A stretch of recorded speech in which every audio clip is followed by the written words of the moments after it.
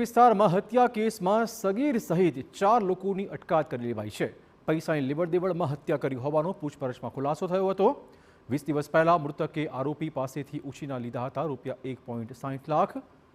પૈસા પરત લેવા માટે અવારનવાર મૃતકના ઘરે આવતો હતો આરોપી।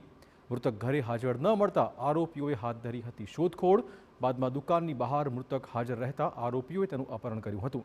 આરોપીઓએ ખુલ્લી જગ્યામાં લઈ જઈ મૃતકને માર માર્યો હતો। મૃતકને હોસ્પિટલ ખસેડાતા હાજર તબીબોએ મૃત જાહેર કરતા હત્યાની ફરિયાદ દાખલ થઈ હતી। પોલીસે સગીર સહિત આ કેસમાં 4 લોકોની અટકાયત કરી છે અને એકની શોધખોળ હાલમાં ચાલી રહી છે। એ દરમિયાન જે મરણ જનાર છે એનો મિત્ર છે સલમાન કરીને એના ફોન પર કોન્ફરન્સ કોલમાં જે ફૈઝલ ખાન છે એને વાત કરાવેલી ફરિયાદીને અને કીધેલું કે ભાઈ જે પૈસા છે આપી દે એમ કરીને જે મરણ જનાર છે એની પાસે વાત કરતા મરણ જનારે ફરિયાદીને એવું કીધું પૈસા જે હોય તે આપી દે, આ લોકો મને ખૂબ માર મારે છે।